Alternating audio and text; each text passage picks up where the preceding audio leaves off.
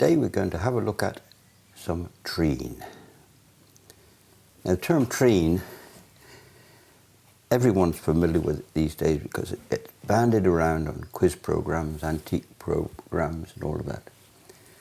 But the definition of treen is anything that's made of wood that has a function and not just decorative.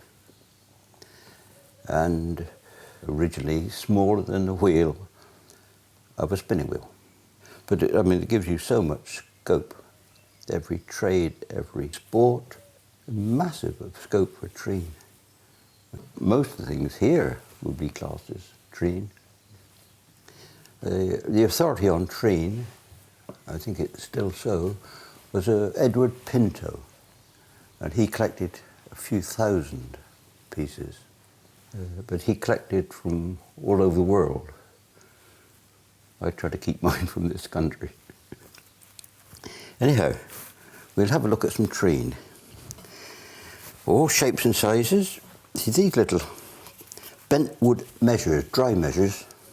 We've seen something similar to this before. That's a pint, and that's a half pint.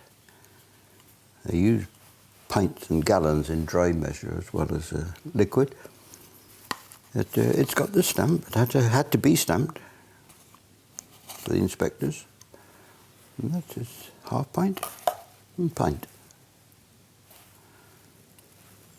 Very well made.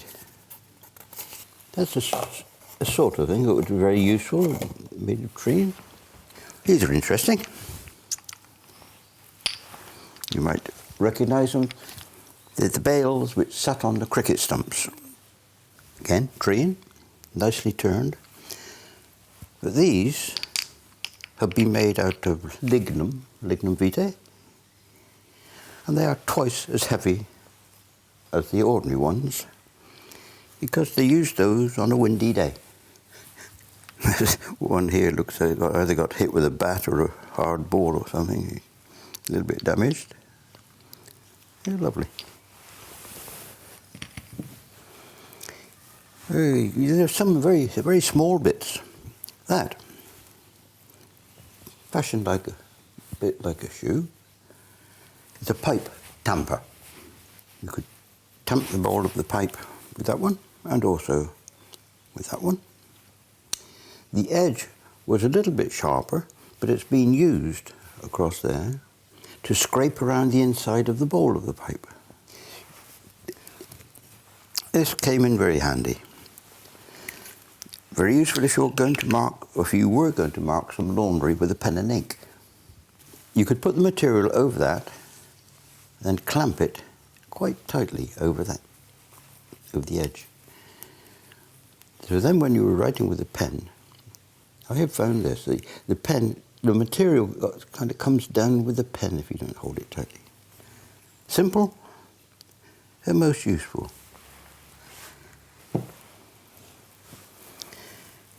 This one, I like the shape of that, the curves.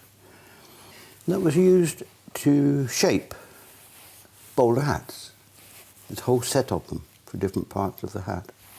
Belonged to a man whose initials were R.T. They're of interest. Now, that, believe it or not, is a violin maker's plane. And I'm told they still use them. Little blade across there.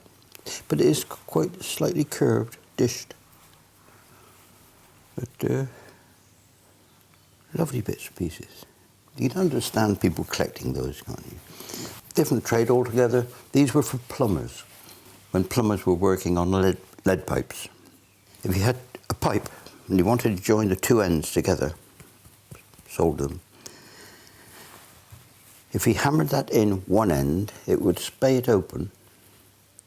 Then he could put the other end inside it and then do his soldering around that. I'm surprised these haven't shown more sign of wear with that sort of treatment they had. When I take a look at this piece, that is a pill roller. Grand piece of kit. They call it a pill roller.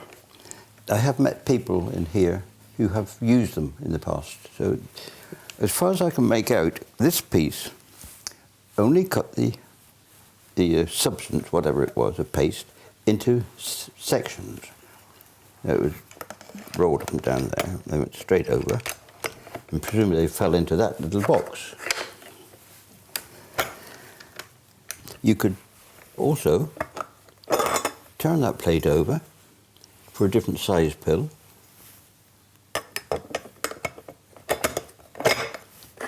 And also reverse that plate to match it. And then this part was used to make them round. I suppose it could well have been done on this piece to make the pills round. And again, you could one size, the other side, a different size. Hey, this is a part of the operation. Master job where it's turned like an egg cup. But with this one, they would line the inside with gum. I have on pretty good authority.